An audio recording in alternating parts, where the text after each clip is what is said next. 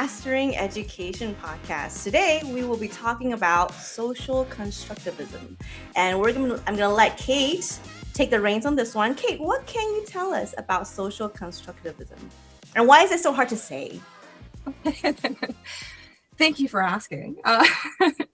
Well, to get us started, we're going to provide our listeners with a condensed overview of social constructivism theory and introduce you to some of the key ideas and concepts. So we know some of our listeners may have some experience with this theory, so we've structured a bit of a quiz to test your knowledge. If this theory is new to you, just listen along. So our first question is, what is social constructivism theory? Is it A, when learning occurs through social interaction, collaboration, and guidance from more knowledgeable others, with knowledge being constructed through shared experiences?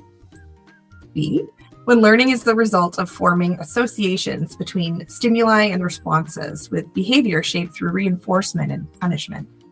Or is it C, when learning occurs through individual discovery as learners actively construct knowledge based on their own developmental readiness and experiences? Do any of these options give off a social vibe? If you spotted a social mention in one of the definitions, you might be onto something. The answer is A, learning occurs through social interaction, collaboration, and guidance from more knowledgeable others, with knowledge being constructed through shared experiences. So while there are many approaches to explaining social constructivism, as well as many contexts in which social constructivism can be demonstrated, for this podcast, we're focusing on social constructivism theory as it relates to the teacher-student relationship in an educational setting. Social constructivism proposes that learning is a social process that occurs through active participation in communities and relationships. The concepts of learning, motivation, and identity are interconnected, developing through engagement in environments where knowledge is shared and valued. Social dynamics anchor the learner, providing a sense of belonging.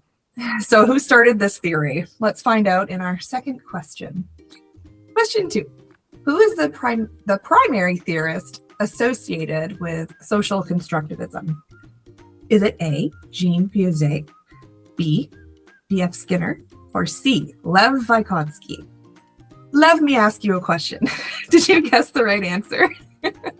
The correct answer is C, Lev Vygotsky. Vygotsky was a Soviet psychologist whose work laid the foundation for social constructivism. Vygotsky believed that cognitive development is rooted in social interaction and cultural context. He argued that people do not develop in isolation, as the process for human development is fundamentally social. Social interaction is essential for cognitive, social, and emotional growth. For Vygotsky, language was a critical component of development, utilized early on as a communication tool, and then later for self-regulation and thinking. So, what does social constructivism look like in an educational setting? Let's find out with our last question. Question 3. What is an example of social constructivism in the classroom? Is it A, students memorize multiplication tables independently through repeated drills and practice? B, a teacher uses scaffolding by providing guidance and support during a group problem-solving activity, gradually reducing assistance as students become more confident. Or C, students receive reward stickers each time they complete a worksheet correctly to reinforce desired behaviors. Social constructivism puts the group in group work. The correct answer is B. A teacher uses scaffolding by providing guidance and support during a group problem-solving activity, gradually reducing assistance as students become more confident. I can hear you now, but Kate, what do you mean by scaffolding? Like construction buildings? Let me explain. The image you see in front of you represents what Vygotsky referred to as the zone of proximal development, or ZPD. ZPD is the gap between what a learner can do independently and what they can achieve with guidance and support. Scaffolding represents the role of supportive guidance by teachers, mentors, coaches, or peers. This approach helps learners accomplish tasks they could not complete independently. It's flexible and gradually removed as learners gain confidence and competence. Think of teaching a child to ride a bike. You might start them on a balance bike, then a bike with training wheels, Then no training wheels, but an adult might be holding onto the handlebar. Then eventually, the child can ride their bike with no assistance. So thanks for playing along. I hope you gained some new insights on this theory. Now that we've covered the basics, we're going to dive a little deeper and look at some empirical studies. Thank you so much, Kate. I feel like some of those questions were trick questions. Ooh, you're tough. Okay.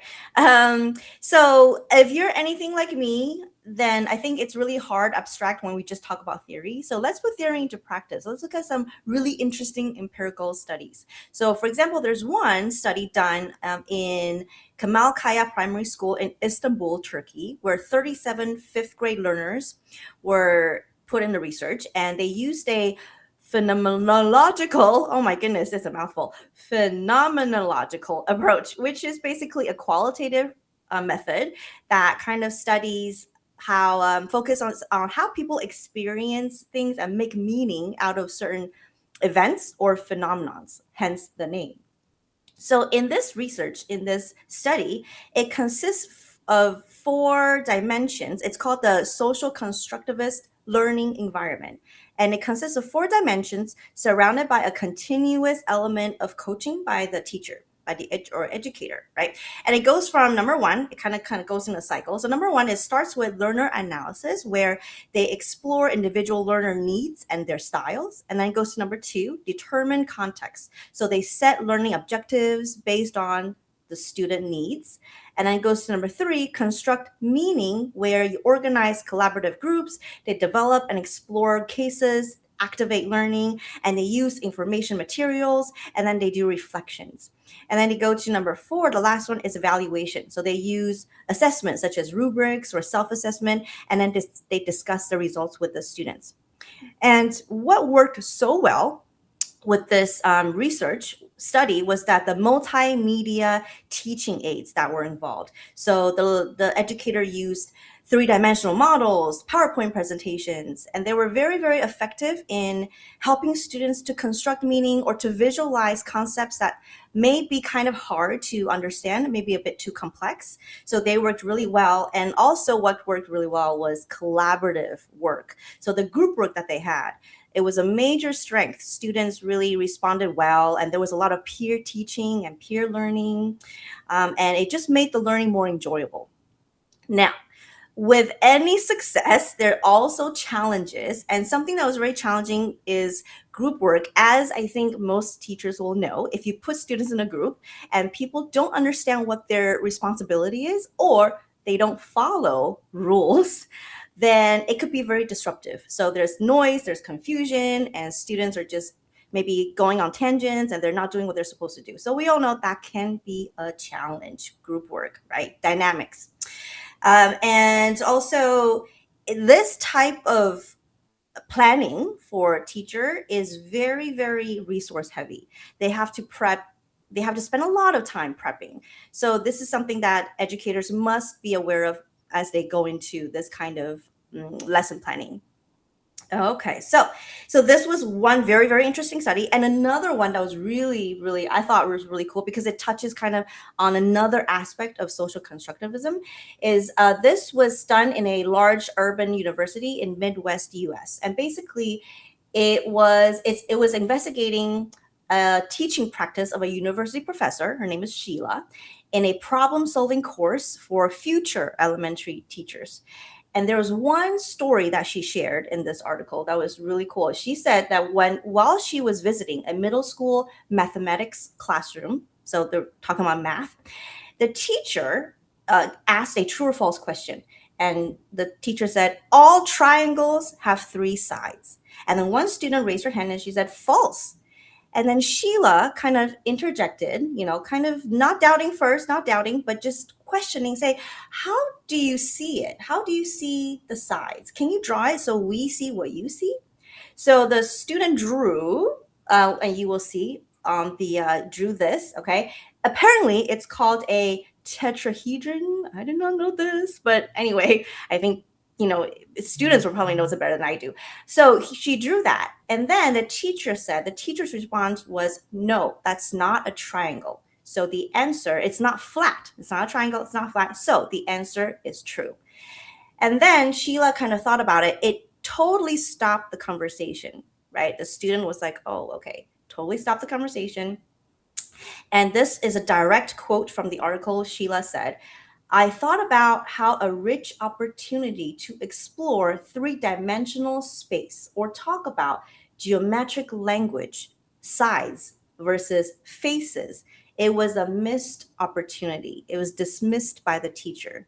So this I thought was so interesting, that the teacher would is it's a aspect of social constructivism where we view the students, the learners, as co-constructors of knowledge, right? So this was like another aspect. Was so cool, and the story was really it kind of, yeah, it kind of made me think a lot about it too. So, and so this kind of talked about creating how to create a safe space in mathematical discourse. But I mean, it doesn't have to be just math, right? In any course, in any subject, how do we create a safe space so we can have these conversations where we can struggle together, but also learn together, right? So the educator can learn as well. So yeah, these are some really awesome research and kind of give you a better understanding, hopefully, of what social constructivism looks like in real life. And but we know that as awesome as this theory is, there's always going to be limitations, as well as strengths. So Kavita, what can you tell us about those? All right, Elaine, thank you so much for that insight. So let's talk a little bit about the strengths and limitations of social constructivism. So I'm going to start a little bit on with the strengths. And the first part is focus on learning over performance. So learning is viewed as an ongoing performance where learners build through exploration, discussion, and, having a little thought of their own with their own inputs. And as an educator, especially in early years, I could speak for myself back in kindergarten. I'm a kindergarten educator. So for us in the early years program, we encourage our students to participate in hands-on learning and by showing their knowledge through what they know.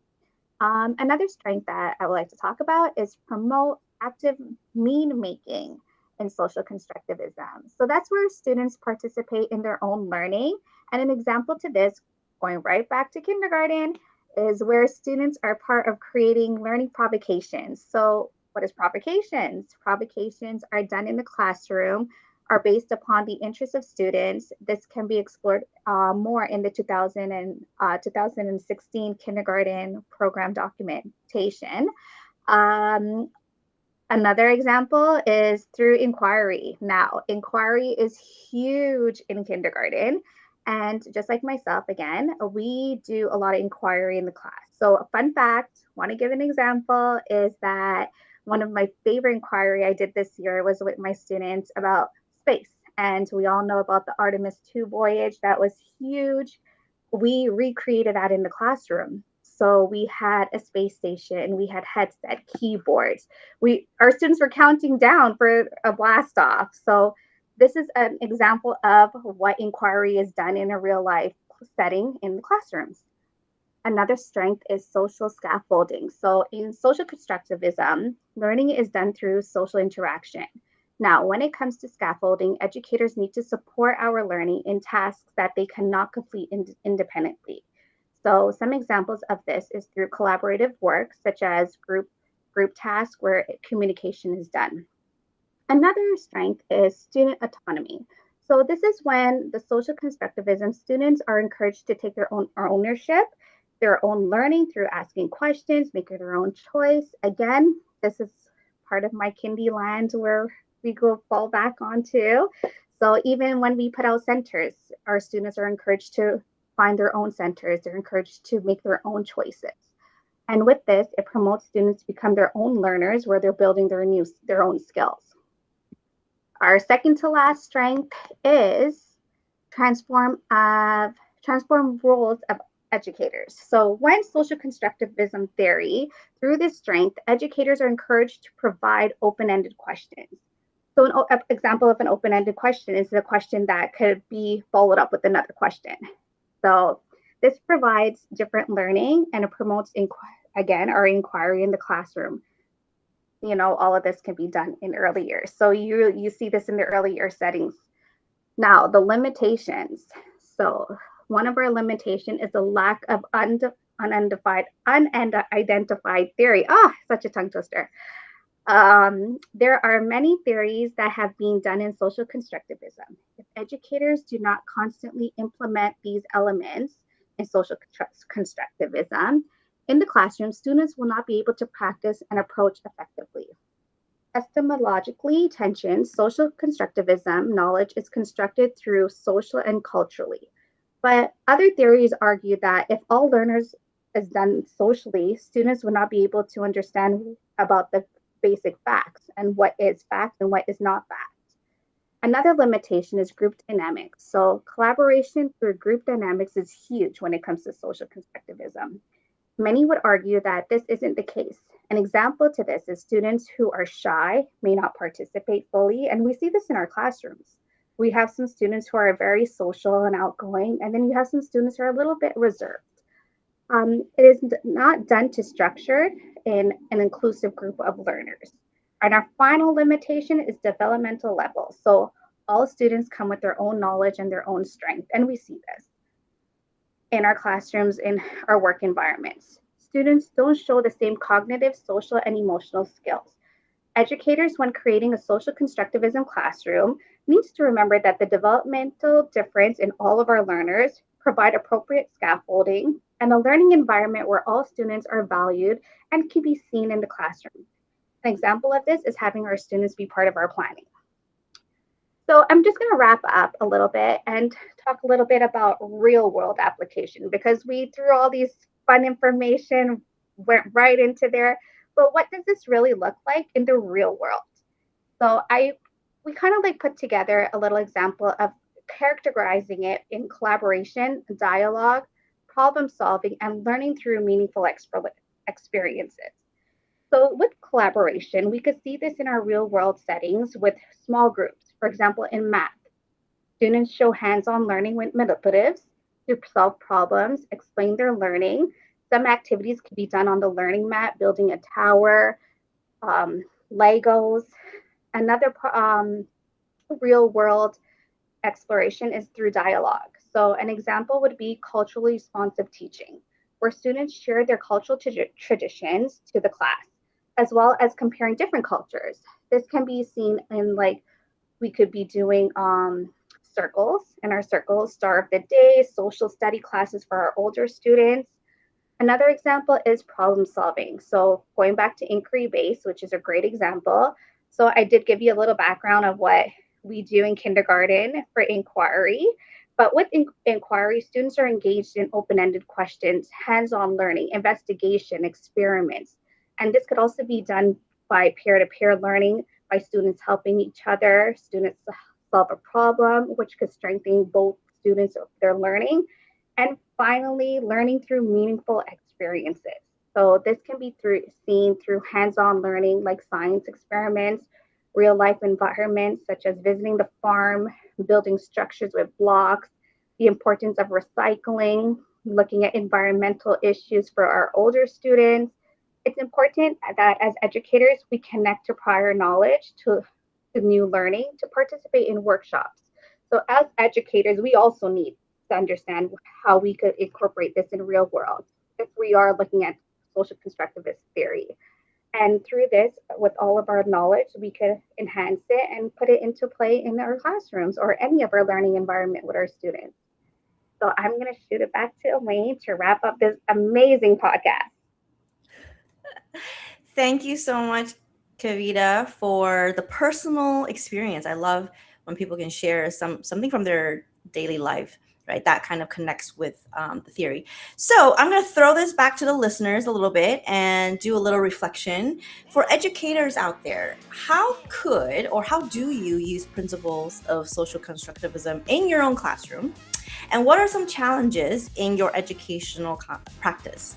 For non-educators out there, how can you incorporate certain concepts of this theory to support your own learning process? So something to think about.